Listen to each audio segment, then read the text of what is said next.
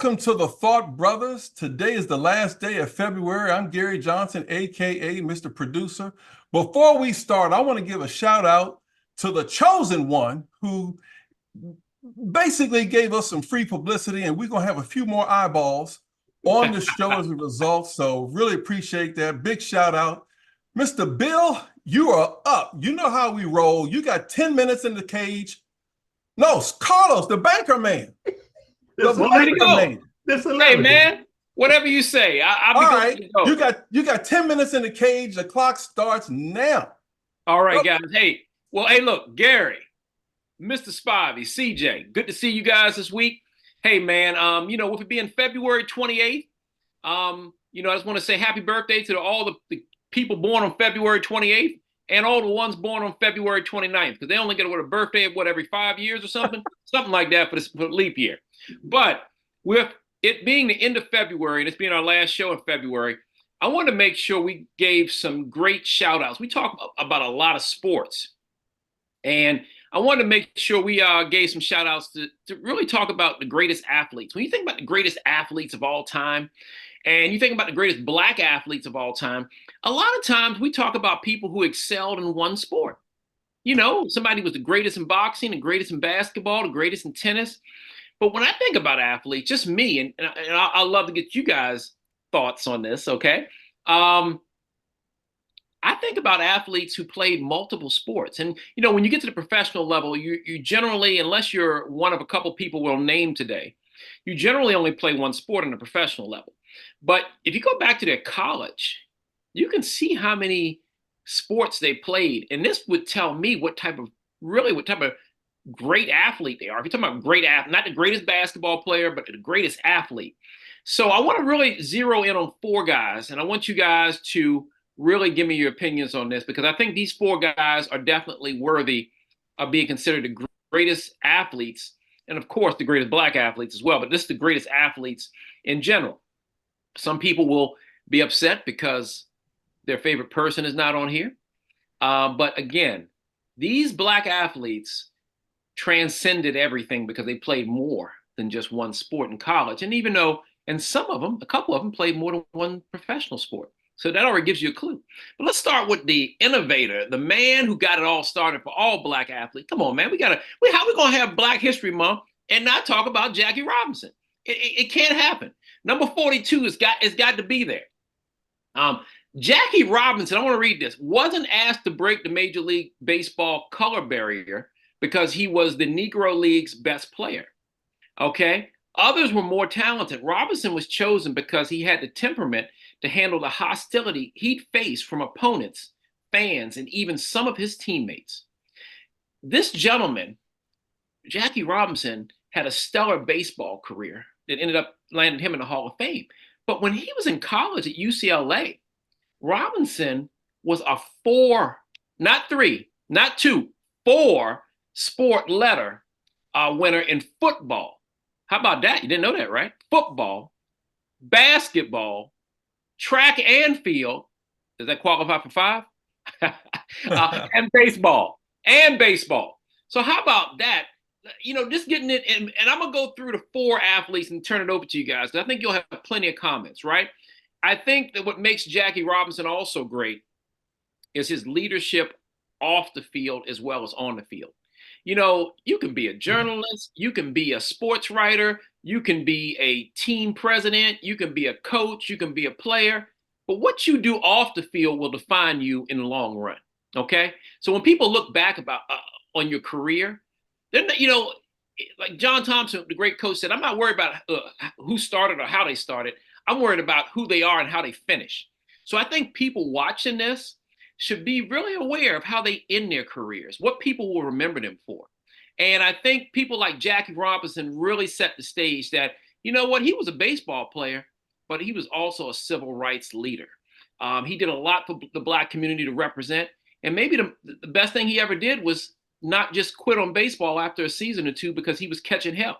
I mean, him just being there was probably the greatest thing that happened to get other Black athletes the courage to do what he did.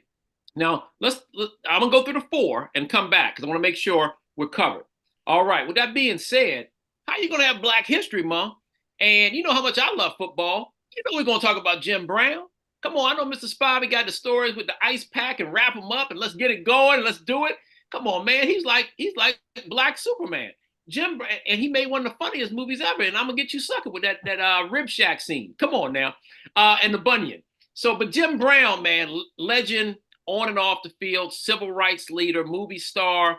I mean, you just say, man, what didn't he do?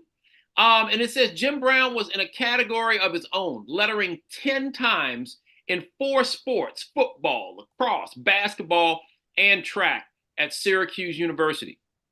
Okay. And we're talking about the greatest athletes of all time. The first 2 guys, hey, man, if you don't put them 2 guys in it, and we ain't just talking about Jackie's accomplishments in baseball or Jim's accomplishments in football, we're going back to college, man. These guys were ballers.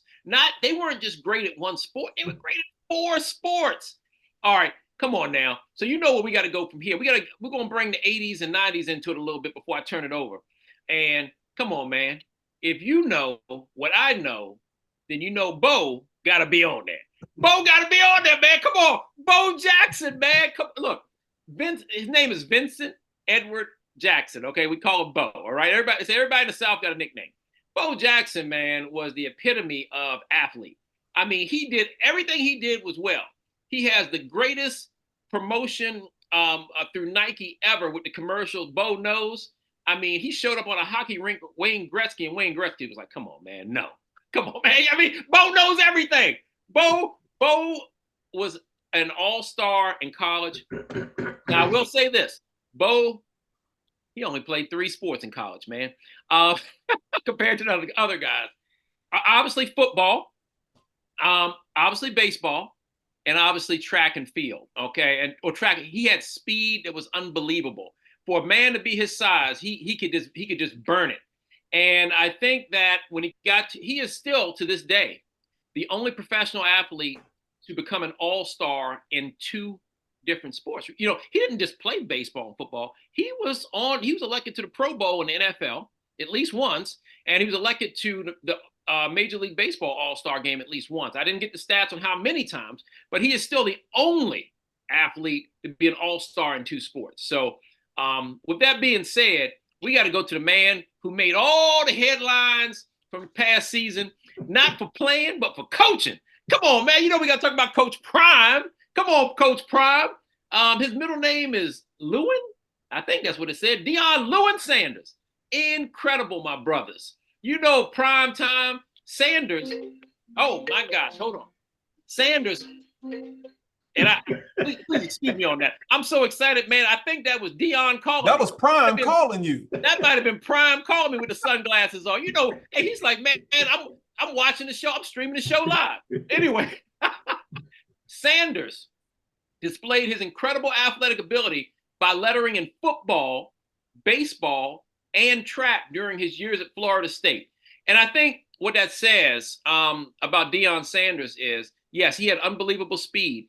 But let me tell you this, he is still the only professional athlete, to my knowledge, to play in a professional championship game in 2 different sports, the Super Bowl and the World Series. Bo may be the all-star in football and baseball, but Deion is the only one that played in the Super Bowl and in the World Series. Man, come on, man. I need some feedback before my time is up, man. We got 4 of the greatest athletes ever. We're going to take Black History Month out strong, man, talking about these guys. Come on, baby. What you got? Who's out there? Go ahead, CJ. I mean, either one. Like I said, they're all great athletes. I don't have much to add. Like I said, they're all legends in their own right. I think the multi-sport aspect really just speaks to part of the DNA of great athletes, of a lot of great competitors, which is competitiveness. Like they want to compete at different sports. They want to be great at whatever it is. It doesn't matter what the sport is. It wasn't just about basketball or football. It's about being great. It's about, just like I said, just beating the person on the other side of you. Some people are just wired that way. Dogs, as Deion would say. Now I tell you, I read on a number of occasions for years that Jim Brown was the greatest lacrosse player ever. That's right. Ever lived. That was one of the reasons that he got that full ride. in college was because of lacrosse. Yeah. And it was a guy who had been an alumni at that university who saw him play in high school and basically took him under his wing and got him a scholarship for lacrosse. And, you know, Carlos, I'm glad you're doing this because most of these young people don't even know who these people are. You know, it's like history is something that's passed them by. They don't want to know who Jim Brown, Jackie Robinson, Bo Jackson. A lot of them know who Deion is simply because Deion is still in the spotlight. But Jim Brown, Jackie Robinson, Bo Jackson, they were not only athletes, but they were humanitarians. There's a picture that stands out. Gary probably can find it and bring it up, but it's a picture of Jim Brown, Kareem Abdul-Jabbar, who was Lou Alcindor maybe at the time. Oh yeah. And the boxes and all around Ali, the table. Bobby Mitchell. And Ali, and they were fighting for civil rights. Yeah. That's something that's lost now. You don't see athletes being humanitarian. I don't know. I know NFL has a lot to do with that because they have restrictions on things that they can get involved in and that type of thing. But it's a lot different back then than it is now.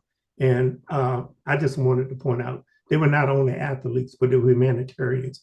And another thing I will point out, you talk about the temperament of these four gentlemen. All of them went to college. And I think a lot of them learned their discipline and their manhood and that type of thing in college. And none of them made the money that the athletes make today. And just think back, if those guys had the finances and the wherewithal and was as in the humanitarian right as they were, they would be a force to be reckoned with today. All right. Okay. Mr. Spivey, I believe you're up on deck. Is that correct? Yeah. Give it to us, Mr. Spivey. Give it to us. Hey, Gary's going to play a clip. This is something that really disturbed me over the weekend. And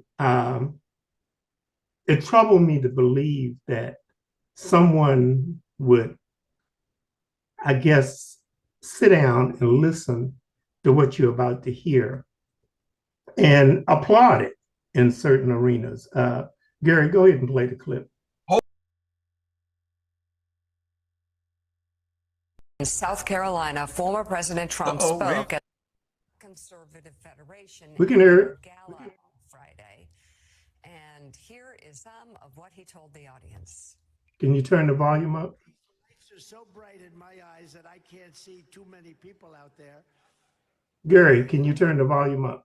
I can only see the black ones. I can't see any white ones, you see? That's how far I've come. That's how far I've come. I got indicted for nothing, for something that is nothing.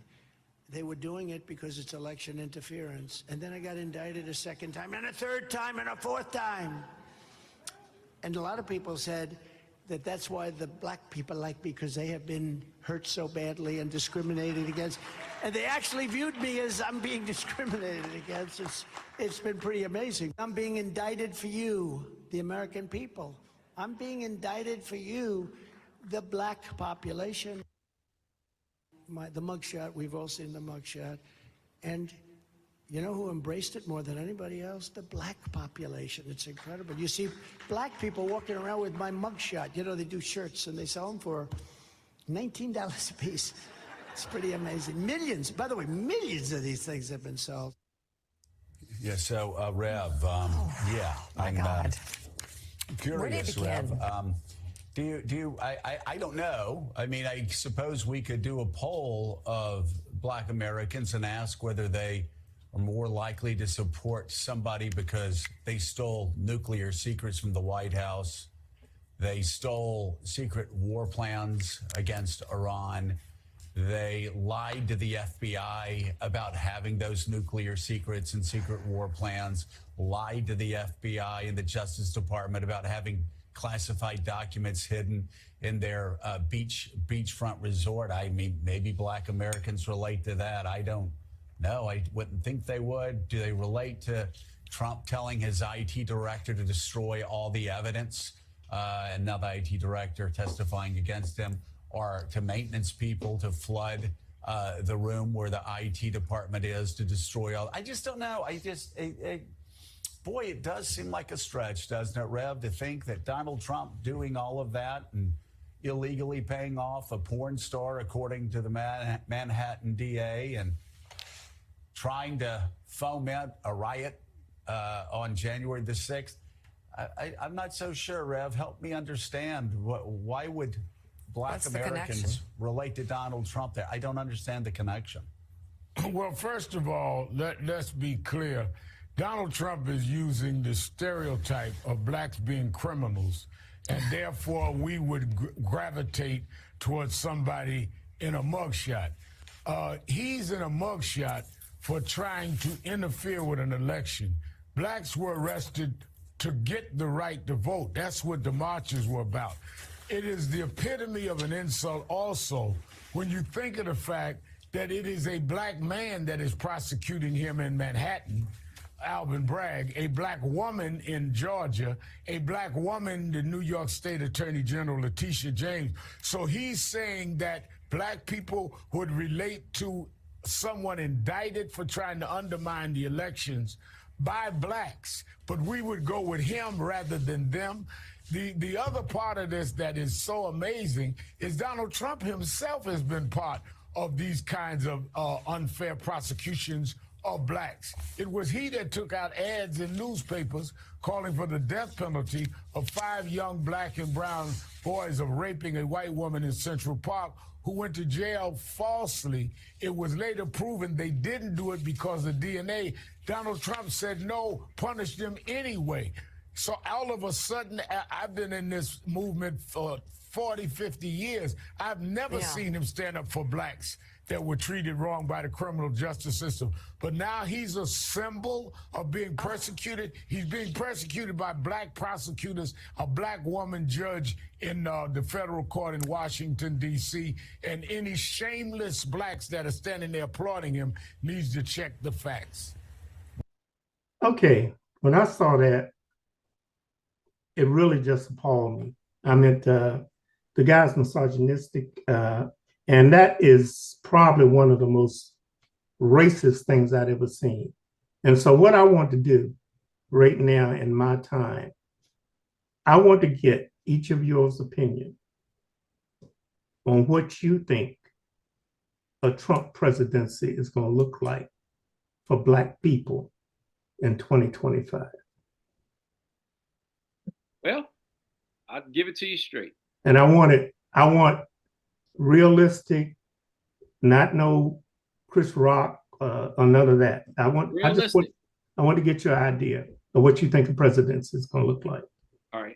This is what I think. Okay. I think that Donald Trump will do everything he can, obviously, his priority will not be on the American people. His priority will be on making sure he gets himself out of all the trouble he's gotten himself in by using his presidential powers. Okay, that'll be his priority. Second thing will be take care of the people who helped get him back there. You know, all his donors and all the rich people who help with his campaign finances, etc. He'll do a lot of positive payback to the people who helped him. Okay, which again is not in the best interest of the American people. The third thing he'll do is I believe there will be retaliation against the people who he feels double-crossed him or crossed him over, and that will be his third thing that he'll take care of. So and then on the fourth thing he'll take care of is a way for him to protect his pockets. He's a real estate mogul, hotels, real estate, etc. He'll do whatever he can to lower interest rates in the country so people can go out and buy more houses. He'll do any and everything he can to help promote travel, to help his hotels, to help, again, real estate, to help his bottom line. And I think the fifth thing he'll do is give a lot of rich people at the end of the day and people who are, who have the highest brackets of income in the country, tax breaks. The people who make the least are going to pay even more in taxes. They have to fund the lifestyle of the rich and famous. I believe that, as far as minorities, you're never going to see his children in hotels working. It'll be most of the minorities probably working in the hotels. And he'll do the minimum, I think, to keep them employed, but he'll still build his wall. His wall will probably come up in the next position. But he'll keep enough of the people from South America and Mexico, et cetera, in the country to work at his hotels because, again, his people, his family aren't going to work there. So he's going to keep just enough people in the country. So again, when his 4 years are over, people who protected him will be in fantastic shape. People who did not protect him or support him will be in terrible shape. If you're trying to get to this country and you're from another country and it's not Europe, anywhere in Europe, the rest of the world is going to, have a hard time becoming American citizens or becoming permanent residents. And to really sum it all up, at the end of the day, if you really need assistance, right? Because there are a lot of people who really need assistance, public assistance, and there's always people who abuse it.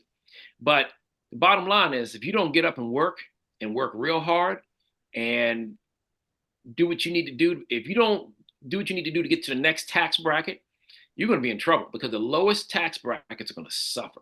They're going to suffer bad. I mean, with Trump as president. I mean, if you ain't making 100,000, if you don't have $100,000 household, you in trouble. You in trouble. Your household between both incomes need to exceed 100. If you don't, it's going to be so bad that I think we're going to see crime spike. And I think we're going to see a lot of people, go to jail for fraud, scams. You think it's already bad now. It'll just get worse. So that's my take. That's what I think a Trump presidency is going to look like. And I don't know if it's any different than what we saw the first time. There you go. Mr. Producer, can I get your opinion? And one of the things Carlos, he answered succinctly my question, but what do you think it's going to look like for brown and black people? All right. Can you hear me? Yeah. All right. Brown and black people are going to be hosed. If he gets in, he's going to spend all his time setting up an infrastructure so he doesn't have to leave. And it's just going to be one of those things. He's already set up. I mean, his whole career, if you even go back to The Apprentice, everything he does is divide and conquer and chaos. The country has Trump fatigue, and it's just normalized where it's almost like ground noise, and it's by design. So we kind of let our guard down about this guy. He's dangerous. I can't put it any other way. I'm going to, as I run down the football field and I'm getting ready to get tackled, I'm hauling the ball and chucking it to CJ. Go ahead, take it to the end zone. I mean, you guys covered a lot of it largely. Like, if we're talking about for black people specifically, like, Trump's not going to do a damn thing other than make things worse for black people, because a lot of black people are in that lower income bracket that Carlos mentioned. And it's more of a class warfare thing with Trump more than anything. But like you all said, that with Mike Johnson as a speaker, he's going to have a lot less guardrails. And there are already things on his agenda, like gutting reproductive rights, doing, a lot of Christian nationalist crazy policies that the extreme Republicans want, stacking with judges that are going to be very unfavorable to black people or to any people who aren't, within those corporate interests.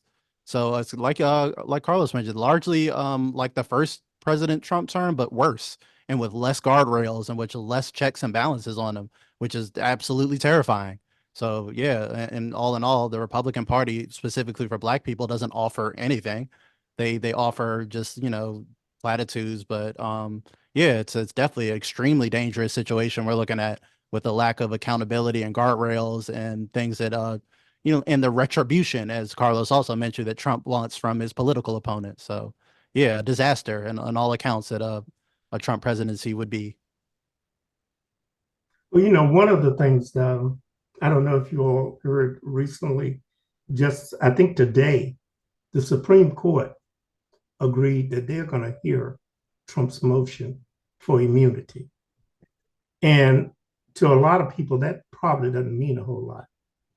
But you need to think about what Trump is asking. And it's surprising because when his lawyer was in the other appeals court, they talked about he wanted immunity. And I believe one of the female judges said, does he want immunity to do what his predecessors and other people in other countries have done and murder people? And their answer was yes. Yes. That's exactly what he wants. Yeah. So, you know, the thing that I think we need to be concerned with and think about, Donald Trump's person that he looks up to, and I think Bill Barr says he has his book on his nightstand, is Adolf Hitler. That's who he looks up to. Donald Trump knows history, even though a lot of our young folks don't know history. But he knows history. He knows what Stalin did in Russia. Stalin killed his opponents. Khrushchev, back in the 60s, I remember Nikita Khrushchev. He killed his opponents. And recently, what did Putin do? He just murdered one of his opponents. This is what Donald Trump, and this is the power that he wants. If the Supreme Court gives him immunity for January the 6th, and he goes into office, we're going to have hell to pay. And it's not only just that. You got to think about when he goes back in, abortion rights. You got to think about the judges that he's going to put on the Supreme Court. And the thing that concerns me more than anything else, with this case now going to the Supreme Court, and they're going to hear this immunity bullshit that he's asking. They're going to hear this. This is going to delay the trial. Jack Smith needs to know an answer. So this is going to delay the trial in DC. Yep. And it goes back to what I said last week. We're going to be lucky if we get through the DC trial before election.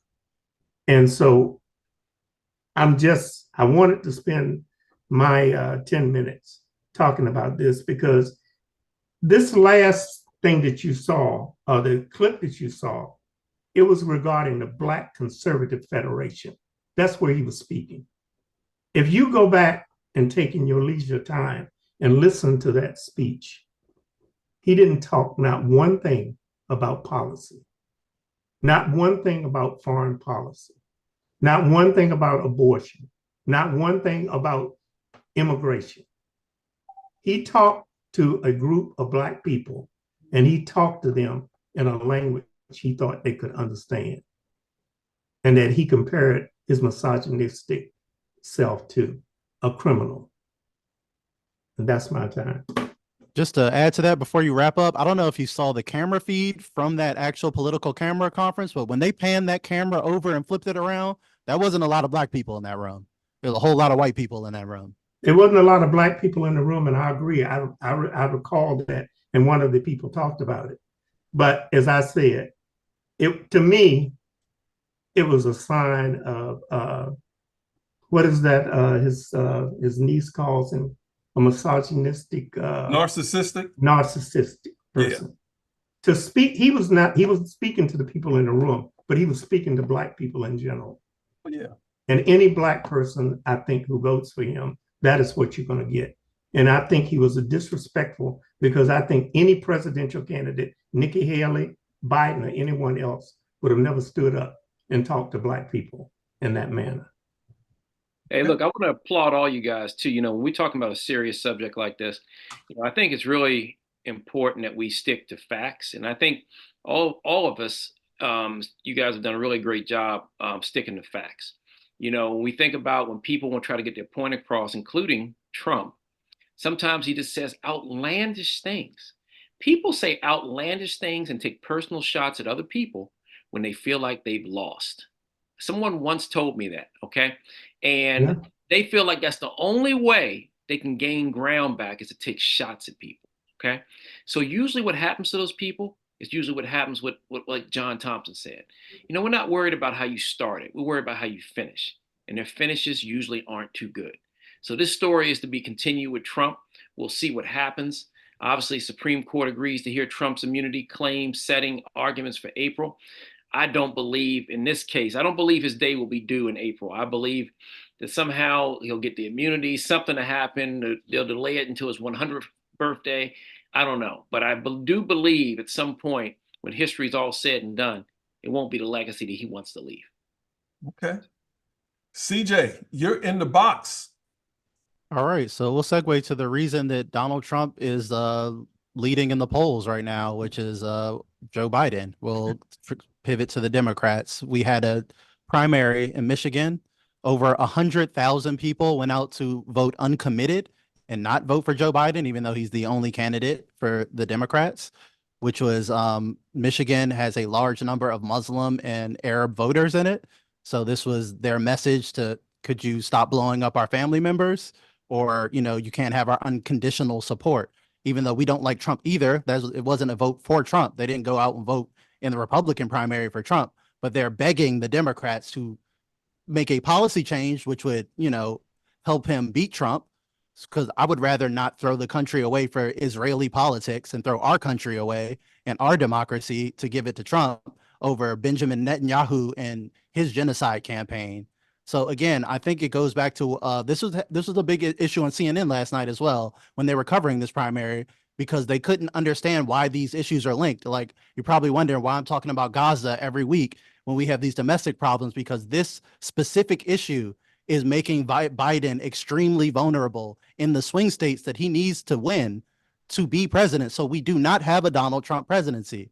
I talk a lot about Biden, but I talk about Biden because I want him to win. I want him to win if he's running. Whoever's running against Trump, I would prefer them to win.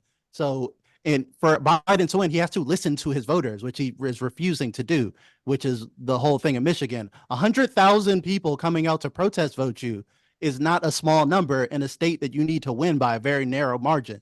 So that, but to put that in perspective, back in the 2012 primary, whatever, that would have beaten Obama, just the uncommitted votes in Michigan. And Biden lost counties to uncommitted, like landslided in certain counties that had high Arab voters. So the issue with Gaza needs to change, not just because it's an awful genocide and for moral reasons, but it's going to directly lead to the vulnerabilities in the states that Biden needs to win in order for us to not deal with the president or King Trump for the next God knows how many years, which I don't think anybody, one of us or anybody in the Black community or anybody else wants to see. So that is what the pleading is for Biden. It's not just because people uniquely hate Biden. It's because he is uniquely vulnerable and they would like to see a candidate who draws a bigger distinction between the two of them. So another great example is Biden licking ice cream, talking about there's going to be a ceasefire next Monday. Cool, that's great, even though not the greatest optics, but then immediately Israel and Hamas say they don't know what the hell he's talking about. Like, we're not close to anything. What is I don't know what that's about. And then his State Department immediately walking back his comments. Basically, it's like, oh, he didn't, I mean, you know, just another Biden gaffe.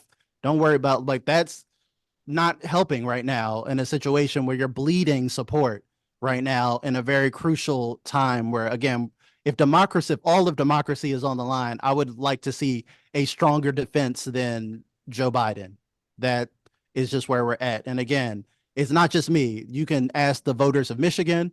You can ask a live active duty serviceman who incinerated himself live on the streets of DC in broad daylight this week in protest of what his military is doing as an active duty service member to do the most extreme form of protest that I haven't seen. I haven't even heard of since the Vietnam War, when monks were doing that to protest the war and setting themselves on fire. But we had an active duty military serviceman do that and scream "Free Palestine" until his last breath as he burned in front of the Israeli embassy, which forced the news to cover it because he's a white active duty serviceman in broad daylight in DC. And again, to force the media to cover, like, this is a bigger issue than I think a lot of people are making it out to be. And it's going to have ripple effects that hit us domestically that I think people are overlooking right now. So that is another reason why the calls for a ceasefire and for us to stop using our tax dollars to blow up children is an issue that could directly lead to a Donald Trump presidency. So I don't know if anybody wants to chime in on that.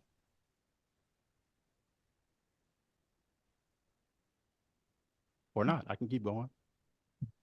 Go ahead. You're on a roll. You on a roll?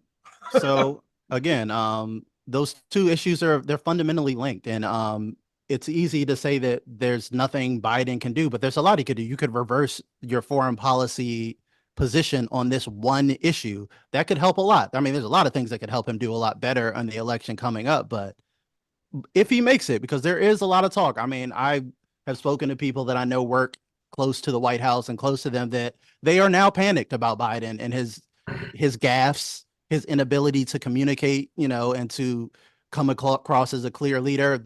He actually did skip the cognitive test that all the presidents take. They just said he didn't need to take it. He's fine. He doesn't need to take the cognitive test. I don't know if the American people would agree with that. I don't know if they're very comfortable with him being able to do the job for another 5 years. So I think something small like that, him passing a cognitive test, could have given a lot of those people reassurances, but to duck that just adds more and more speculation to, like, I don't think he's going to make it. They need a backup plan, but again, they kind of screwed themselves with the Kamala Harris being the vice president, being super duper unpopular, and just really no one really having an appetite for her just to be given the job over people who might be more qualified or might, be more likable in terms of the politics of it. Because I think policy-wise, Kamala and Joe Biden would be very similar. But I think just the politics of it, she's not good at it. Just honest from a lot of people's opinion. Not just me, her approval rating would say that. And there's Gavin Newsom and maybe like Pete Buttigieg, but we're getting kind of late in the game to swap Biden now. There's something that should have been done. You should have given voters a choice in the primary to choose a candidate to be a successor to Biden. Because even in that Michigan primary, Marianne Williamson got 3% of the votes, even though she already dropped out. So you can add those to the protest votes. She publicly ended her campaign and got 3% of the vote against Biden. Dean Phillips got 2.7% of the vote. 98% of America don't know who Dean Phillips is. Dean Phillips, you couldn't pick him out of a lineup. There's no way. And that man got 2-point-something% of the vote against Biden. Just they're starving for anyone else who can beat Trump. We would and Trump is a vulnerable candidate for the Republican side. So the fact that it's close or tied, that he's down in these polls, is crazy. We were just talking about Trump. He's a scammer. He's racist. He's all the things. But we're looking at a narrow election when it shouldn't be. Just get us a competent adult who's like under 60. He can have Biden's exact policy platform, and you would be better off and have a better chance of saving our entire democracy. So I just really am standing with other voters and not wanting to throw our democracy away over Israeli politics. Joe Biden has taken almost a record amount of money from AIPAC, the Israeli lobby, over his career. So maybe that is affecting his stances on Israel or his administration stances on Israel, but he's still ignoring 80% of his voter base to continue to fund the genocide, to continue to block the UN ceasefire resolutions, to continue to cut off funding for the aid organization that is contributing to the children literally starving now in Gaza, like just starving to death. You don't need to bomb them. There's no food or water going in. They're dying of starvation and thirst now. So that's something we're directly contributing to. So there's nothing we can do. So just maybe looking and reconsidering those policy choices would really, really help him come November, so we don't have Emperor King Trump in office, which I don't think anybody, again, wants to see. And again, domestic things as well. There's a story today talking about Wendy's, the fast food chain Wendy's. They want to test out surge pricing, just like Uber. So when they're busy, they're going to raise the prices of their food during busy hours based on the demand of AI algorithms. But they didn't talk about any surge wages for their employees. They didn't talk about anything like that. They're just going to raise the prices based on algorithms, based on what's just however they feel, to price gouge the American people even more. And there's no government guardrails against this type of predatory behavior against the American consumer. So these are other things that our government could be doing to help people, but they're shipping off money in billions of dollars to Ukraine, still to Israel for more ethnic cleansing. And again, I would like to see the problems at home addressed, the high crime, and which is going to get higher as economic conditions get worse. And there's no plan on either side, Democrats or Republicans, to address any real problems. There's all just political theater issues when there are just dire issues at home and abroad that need to be solved. But it seems like both of our political parties are so deeply unserious and corrupt that they have an inability to even respond to the basic will of the people. Okay. All right. Ooh. Everybody breathing? Carlos? You know, Gary, Hey, last weekend, I had a conversation with a politician whose name I will not mention, but Gary, you know him because you've been in my house at the same time he was here. Yeah, he's been to my house too. And we talked about this. And he said, and I quote, he said, I can't get my head around what I think a country or a nation will look like under a Trump presidency. He said, there's no end to the slide. He says, and where we go from here is unknown. And he talked about Biden has two choices. He can denounce Netanyahu, cut off money to Israel, and sign his death warrant in the United States with the Jews. Or he can go down by continuously funding Israel and the war. And last, he closed, he said, you think about this, of what you want. Do you want a Trump dictatorship or a Biden constitution?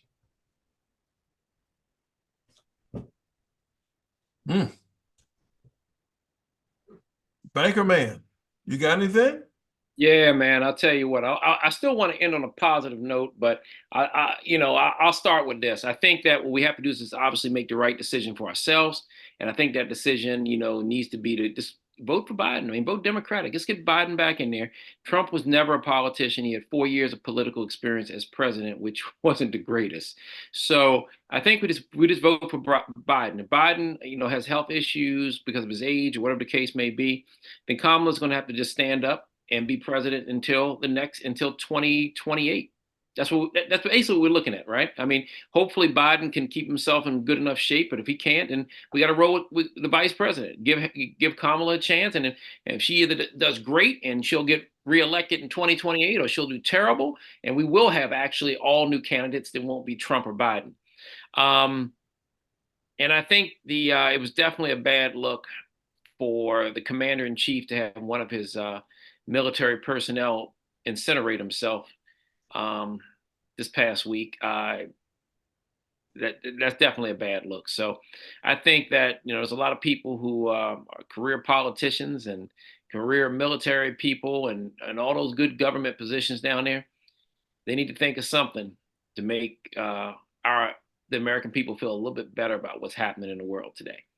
And with that being said, just think about that too. I'm still praying for not only peace on earth, but some good sporting events where it can take me and take our friends and family away for 2 or 3 hours, and we can just hopefully see a good game, and maybe we'll see who the next I don't know, from an on and off field perspective, see who the next Jackie Robinson is, see who the next Jim Brown is. Bo Jackson and who knows, Deion Sanders. I didn't think he'd be the man to lead young men in the 21st century, but he might end up being the one that, because he seems to do his speeches to the team seem to be pretty down to earth, and he can definitely talk to kids about where he's come from too. So we're looking for the next great leaders in politics and sports, and you know what? I still believe that they will emerge. They say champions rise to the occasion. We just need those champions to rise sooner rather than later. And that's my take. Okay. CJ, before you get the final word here, I'm assuming that you know, it'd be good if we could have Trump and Biden, and the winner of a push-up contest gets to be the president. So I'm not so sure who would win, but I would probably vote for Biden on that, push-up contest. But even then, man, I'm sweating bullets either way. So, CJ, what do you got? Close us out. Yeah, the only thing I'll add is what Mr. Spivey was saying earlier about Biden having the choice to either denounce Netanyahu or go down. Either way, I think him denouncing Netanyahu and cutting off money would be a death sentence, but not for Jewish people, because a lot of Jewish people also don't like Netanyahu. He's not even popular within Israel. It would be a death sentence for the Jewish lobby and the AIPAC money that he and his party has collected for decades and has corrupted both parties, why they all have the position of support Israel no matter what, even if they're doing a genocide recognized by the entire rest of the world. So I think Biden just listening to the will of his voters, which what I thought was a job of the democracy, what we're supposed to be in, would just be the right thing. And also, if you're going to go down either way, why not go down with the moral position? If you're going to go down anyway, why don't you go down with the position of I'm against bombing innocent women and children? If you feel like, if it's lost anyway, I think the right thing would to go down swinging with the right moral position, being on the right side of history. But having said that, also, I'm just going to leave it with the active service member I was talking about. His name was Aaron Bushnell, and his last post was, many of us would ask ourselves, what would I do if I was alive during slavery or Jim Crow or apartheid, or what would I do if my country was committing genocide? The answer is you're doing it right now, because this is a full-on Nazi-level genocide. There's been just an uncounted tens of thousands of children have been slaughtered. Half of Gaza is children. 50% of Gaza completely is children. So you look at all those death numbers, keep that in mind. And that is something to keep in mind. A lot of people are trying to look away, and obviously, and I get it, like that's not something you want to focus on. I want to focus on sports and light stuff and movies and fun, but it's really hard to look away because those people in Gaza don't get to go to a sports game. They don't get the chance to go watch a movie. They're getting blown up right now. They're looking for food and fresh water, and that's sponsored by the US of A. So again, there's limited things that we can do over here for sure. Not like we go over there and fully, but we have to do everything that we can do to at least let our political class know and the rest of the world, because there's going to be unprecedented blowback for this massacre. All these thousands of people, whole families and bloodlines ended. Do you think there won't be retribution for not only Israel, but for us and our leaders and our military? So that's something else to wonder about this. And again, I don't want Lord Emperor Trump either, which is why I would like to see a policy change and reversal so that is much less likely. CJ, I got a question, and it's a realistic way of question. What do you think Trump is going to do when he gets into the presidency? Is he going to stick with Netanyahu, or I don't know the answer. I mean, do you have an opinion on it? What do you think he's going to do? Because I listened to an Australian podcast the other day, ran across it by accident. And I was listening to Prime Minister Malcolm Turnbull. And he talked about, which was kind of crazy to me, but he says, Trump says that once he gets back into the White House, he'll end the war in Ukraine in one day. And he said he'll end it in one day by telling the president of Ukraine that you surrender to Putin, or I'll basically stand behind Putin and we will crush you. And I felt that was something that was scary. And he talked about Trump has threatened on several occasions to pull out of NATO. So I was just wondering, do you think Trump is going to stand behind the war? Well, I know he's not going to stand behind the war in Ukraine, because Putin is his, I don't know. I'll put it like this guy put it. He said that while he's Prime Minister of Australia, he was in the company of Putin and Trump on 3 separate occasions. He said, and Trump being in the presence of Putin reminded him of a 12-year-old boy going to the high school and visiting with a high school football star, and how he acted when he met him. He said that was the way. He said, if you ever notice Trump in the presence of Putin, the bullish persona that he has completely disappears. So I was just wondering, what do you think he's going to do? Do you think he's going to stop Netanyahu? Do you think he's going to stop Putin? Or is he going to stand behind both of them? Because both of them are dictators. All right. Well, first, Netanyahu, he's absolutely going to stand behind Netanyahu. He's got a lot of corrupt business deals up in Israel. He's the one who just randomly declared Jerusalem the capital of Israel without consulting anyone else in the Middle East. He is deeply, deeply corrupt in the AIPAC money and all of that with Jared Kushner. So he's absolutely, I think we're largely going to get the same policies, but Trump will be more, his rhetoric will be more bloodthirsty. It will be more aggressive. It'll be more enabling. It's going to give the same result because Biden's still giving them everything they want, weapons, but he's at least not cheering them on publicly and being like, yeah, kill more. I think Trump will be more aggressive. In terms of the Ukraine-Russia thing, I think it's more complicated because even Putin and Russia have said that they don't want Trump to win because world leaders see Trump as so erratic that they don't like how unpredictable, how, erratic he is for things like that. You can't predict him because he's insane. He's unhinged. He's just like an insane, sleazy car salesman. So the Australian Prime Minister, and I'll quote him, says he's difficult, he's dangerous, and he's dogmatic. He says he does not listen to his advisors, and he does not respect the rule of law. Hey guys, got some breaking news. Since we've been on the air, it says Trump is disqualified from Illinois ballot, judge rules. Cook County Circuit Judge sided with Illinois voters who argued that the former president should be disqualified from the state's March 19th primary ballot and its November 5th general election ballot for violating the anti-insurrection clause of the U.S. Constitution's 14th Amendment. So again, breaking news, Trump is disqualified from Illinois ballot, judge rules. Came in after 7 o'clock today. I'll give you breaking news. Tomorrow morning at 10 o'clock, it'll be at the Supreme Court. Probably so. Probably so. So we'll see if he'll wiggle out of this one. I mean, like I said, it doesn't surprise me. Anything that happens to him, he seems to find a way to get around it. So let's just see what happens. I just think that Illinois is a pretty big state as far as population, so that does play an important part. I mean, obviously, the other key aspects of Ohio and Pennsylvania and North Carolina and states like that, also in New York and California, play a big role as well. So we'll see. The thing that really, really is scary, and people, I hope, pay attention, this immunity case that's going before the Supreme Court, and they are listening to it as to whether he'll be granted immunity for January the 6th, and basically everything else he's did as a president.